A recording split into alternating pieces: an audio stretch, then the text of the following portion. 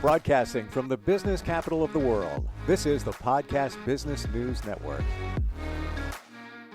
Welcome back, everyone. This is going to resonate with you if you can answer yes to any of these questions. And I'm not clairvoyant. I'm not psychic. I'm going to imagine you're probably going to answer yes to at least one of these. Are you stressed out? Are you feeling burned out? Maybe disconnected? Are you lacking purpose and passion? It's just not there. Just for life in general. Are you exhausted? Do you feel unhealthy at this point? Are you antsy? Are you thinking that there's more out there for me? I can feel it inside, but I don't know how to get there.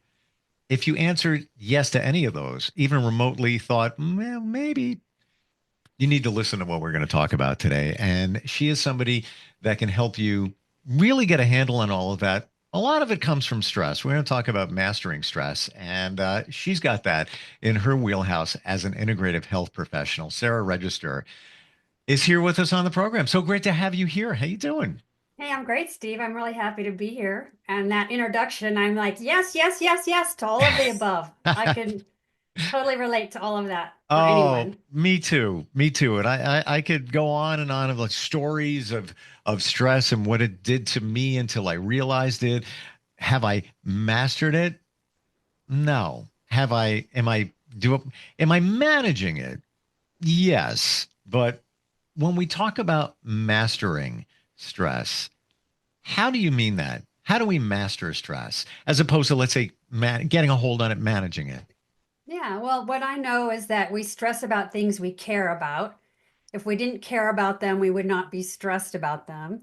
Hmm. And so there's something about if we manage stress, we might be not honoring what's important to us, or we might be in conflict about how we're prioritizing in our life.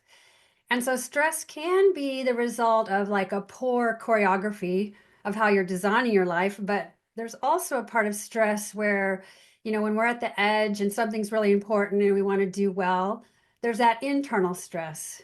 And Hmm. so by managing stress, it's more like trying to reduce it. And where I feel that the greatest growth and maturity as a human being actually comes when we meet the edge of our stress and grow at that edge. And so with mastering stress, it's really about creating a mindset, rewiring the mind to be more resilient, to have techniques and practices to help you kind of meet that edge of where life isn't comfortable or where things are overwhelming. So that you don't have to go to the wipeout of your health or the anxiety, but how to get off that cliff, so to speak. And so if we're living fully, if you're living a life that is really fulfilling and full of things that are important to you, you will have stress. And so, for example, if you have a partner or children that are stressing you out, you don't get rid of your kids or your partner to reduce your stress. You got to find a productive way to think, okay, my kids are driving me crazy. How can I deal with this differently? How can I shift my attitude? How can I shift my approach without having to get rid of my kids to reduce my stress, as an example? Mm-hmm. So that's where I'm a proponent of like, well, let's find a strategy where we can engage with our life fully without cutting ourselves short or trying to kind of stuff, the edge that we might be living on where there's all these important things that are competing for our time and our attention. You made it very clear, Sarah, when you said we stress over things we care about. I never thought of it that way. And then I started thinking about it. Okay. I stressed over that. Yeah, she's right. Stressed over that. Yeah, she's right. A job.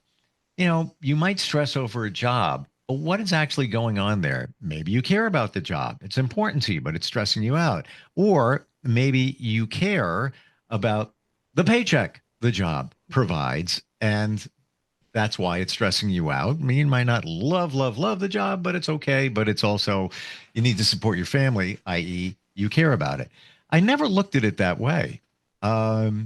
It puts a whole new spotlight on stress when you put it in that context. Yeah. And here's the thing that I notice when people say, "Hey, I don't have any stress, I'm good." Then I say, well, then your life must be boring Mm, because where are you growing if you're in such a comfort zone that you're kind of complacent about life to not be kind of going to that edge where the real growth happens? sure. What's the difference between stress and anxiety? Oh, that's a good question. It's actually one of the strategies that is an important one to be aware of. It's really around the mindset. And so when I say when you rewire your mindset, creating like new pathways of patterns, the anxiety is like that fear, future oriented, kind of very physically manifested. I know that anxiety cliff really well. And so that's what's important to recognize that the anxiety in the mind hack of it is you can simply ask yourself, am I anxious or am I excited? Because if you think of someone before the big game, like an Hmm. athlete, they're going to feel that edge. They're going to have the pitter patter of the heart, the sweaty palms, but really that person's excited because they want to do well. They want to win the game. So it's a hardwired pattern that many people in their stress patterns have the default of that fight or flight. And going to that place of anxiety is like habitual. And so if you can just pause a moment with the strategies that I, teach people and just drop in with a little breath and a check in, it's like, am I anxious or am I excited? And Hmm. that way you can kind of address, okay, I want to do well, like this podcast today, right? I got little butterflies going, sweaty palms, but really I'm excited because I'm looking forward to this conversation, even though it's a little edgy to be on a podcast. But So deep down inside, your stuff. You know that you have something to offer. So I feel inside of you is like, yeah, I got this, I got this. But then I'm totally right there with you. I'm thinking back to events I had to speak at. Um, Somebody asked me to be a couple of years ago the master of ceremonies for the district attorney, his inauguration. I didn't even know the guy. He just asked me. I'm like, okay, let me research. And I looked, I'm like, he aligns with I don't do politics. It was like, all right, it makes sense to me. And as you're talking about that just now, I pictured myself up on the podium and there's a lot of fanfare and, the bagpipes coming in, everything. It was the first time I have to say I wasn't anxious about something. I was excited.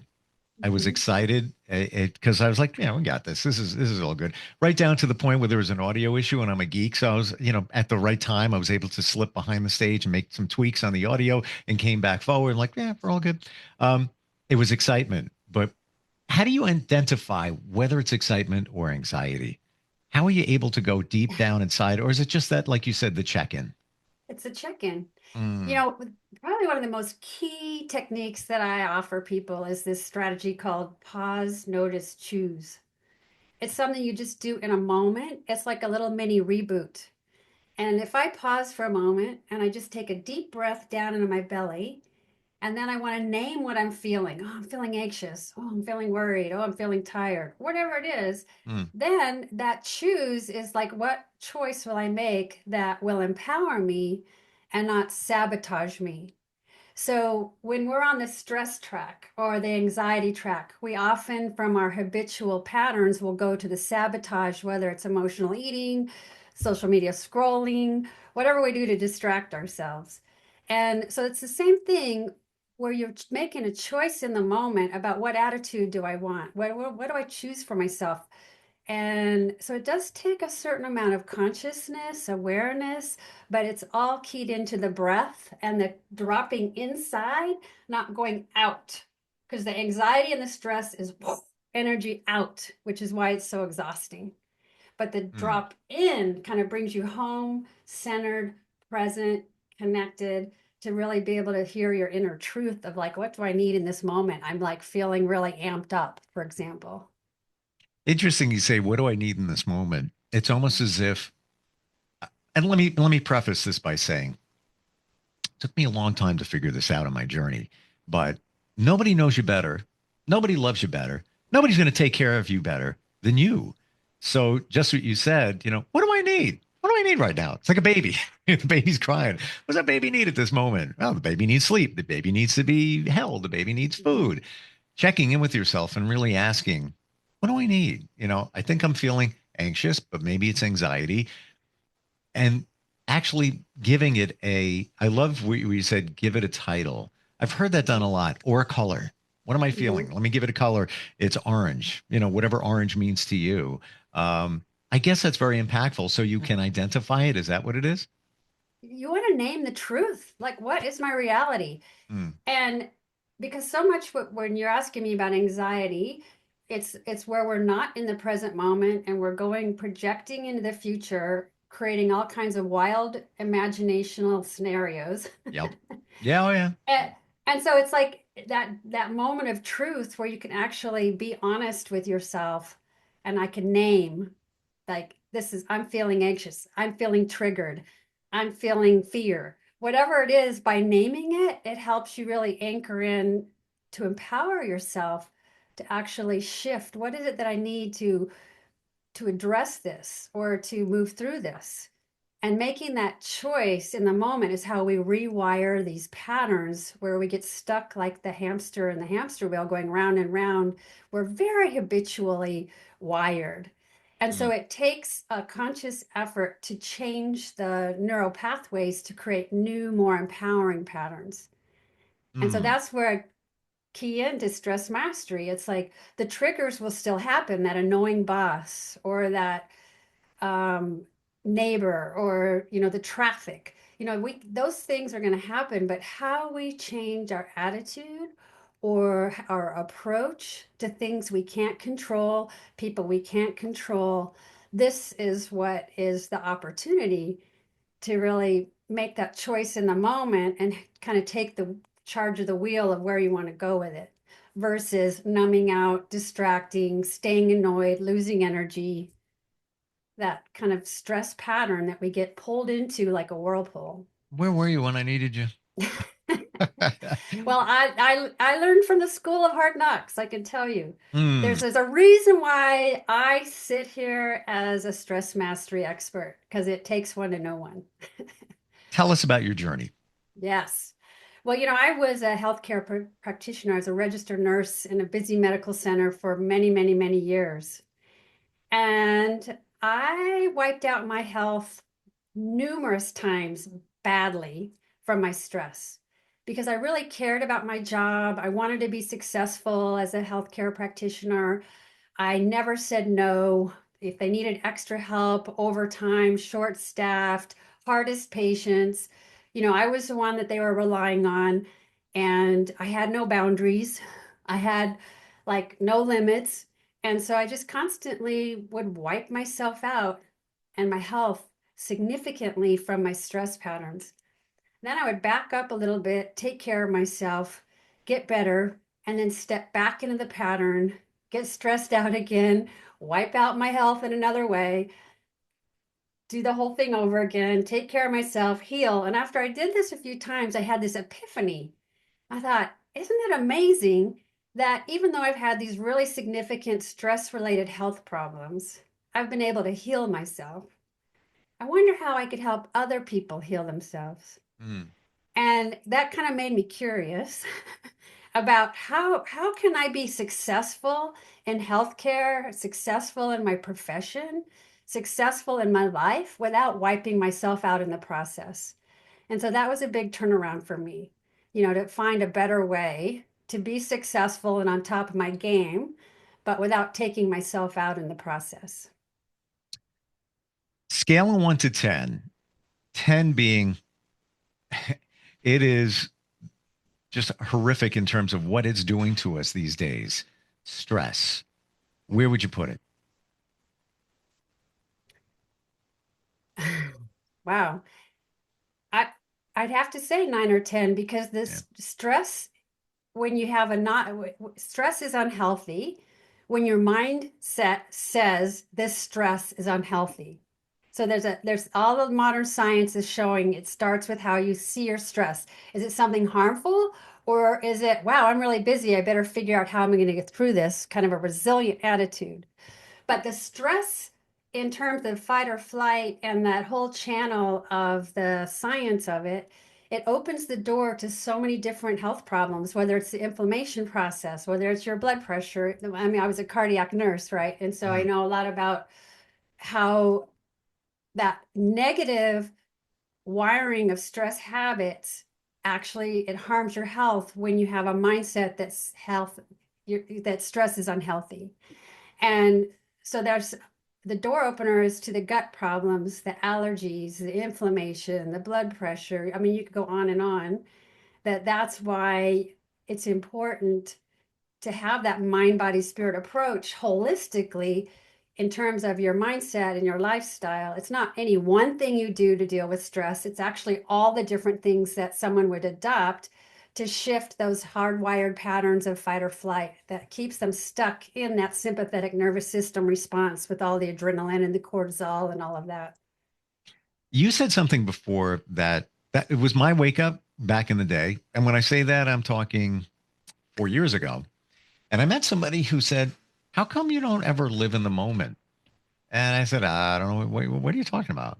You don't live in the moment. You're either living in the past or the future. You don't live for now. It took me a long time to process and figure that out.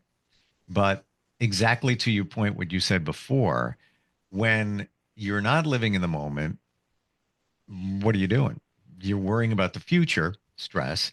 You're worrying about the past and maybe what has happened, potential stress. But when you live now, you take this second right here, slice it now, or this one right here, there. How about this one? Bam, right there. There's nothing wrong. Everything is great. How do you suggest? Again, it took me a long time to. I was going to say the word master it. I haven't really mastered it yet, but I can see how it definitely cut down on my stress or made me see what I needed to do. How do you live in the moment? How do we get that done? Well, I can say it's a practice and a choice. It goes back to our design. You know, we're Mm. designed with free will as human beings, and Sure. it's a muscle we need to exercise.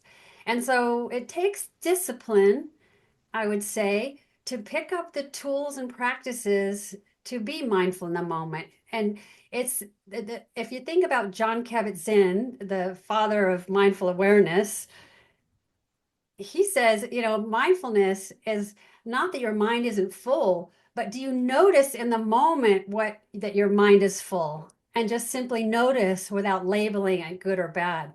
There's a part of it about learning how to stay neutral for what is real for you in the moment.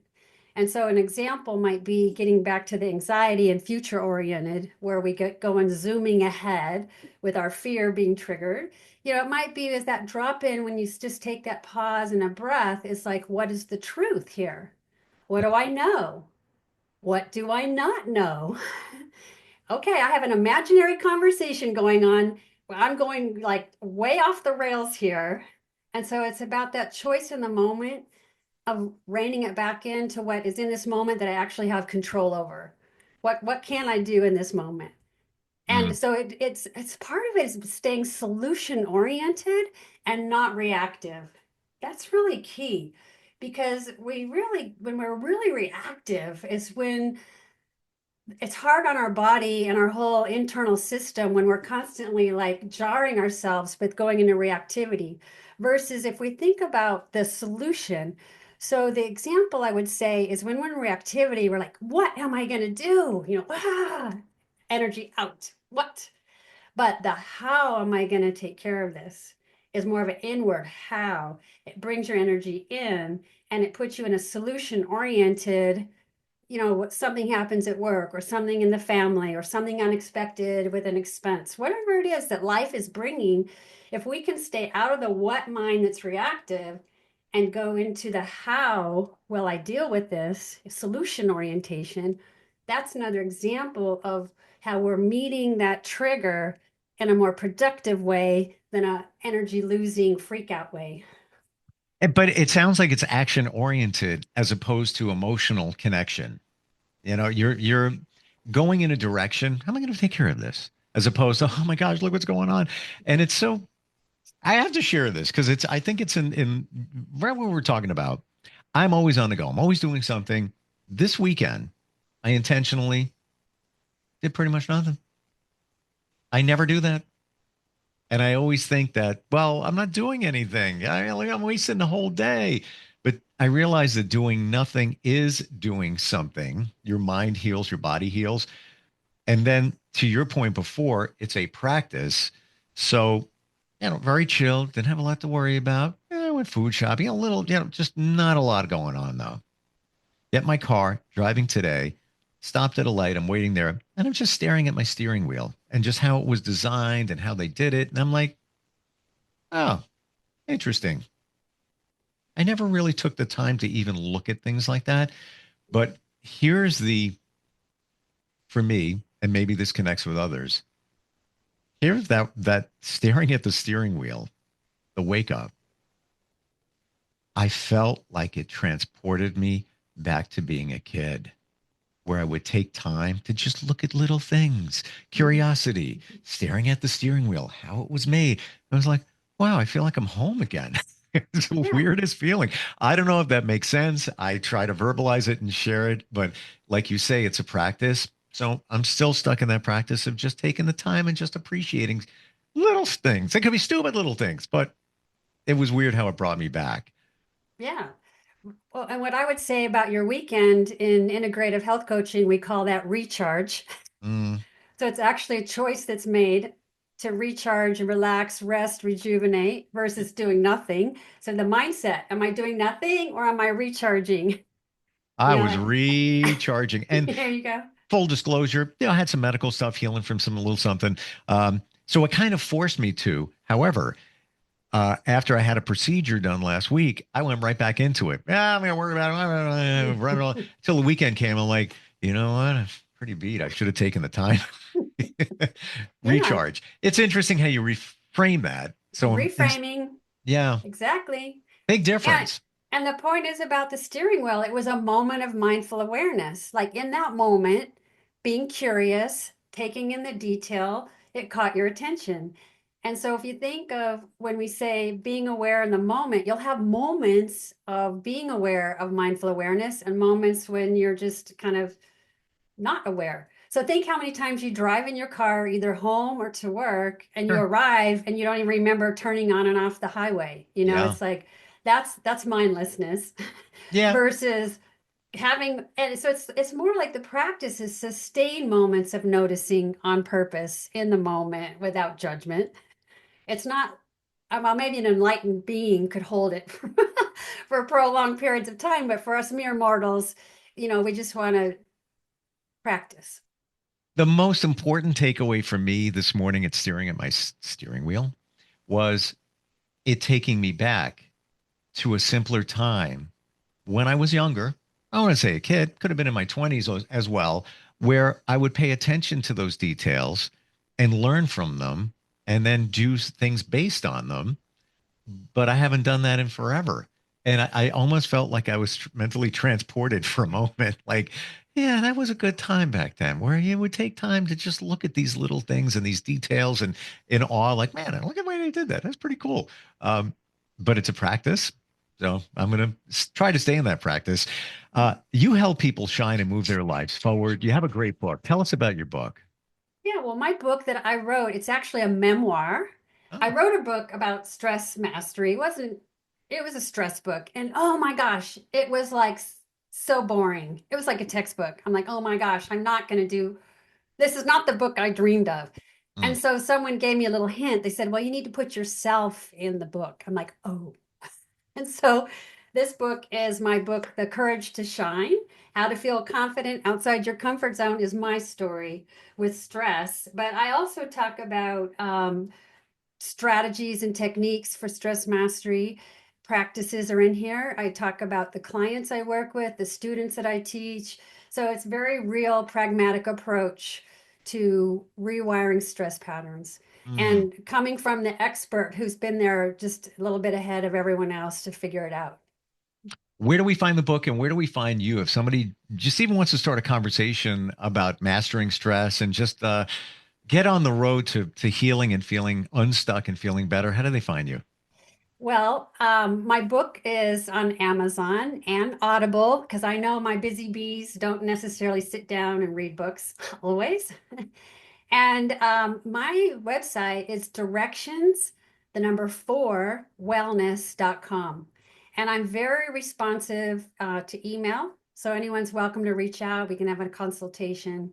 And I do coaching with private and groups. I give talks. So there's a lot of ways to find me, but my website is directions for number wellness.com. You have such an amazing 360 approach to all of this, from the integrative healing, the holistic approach, the medical background, certainly the coaching, but also the spiritual end of things. It's all there. I mean, it's a perfect scenario for somebody that wants to make change. Step one, master stress. Master stress. Thank you so much for being here today, Sarah. Really appreciate it. Thank you, Steve. It was a great conversation. Same. Looking forward next time we get together. We'll be right back.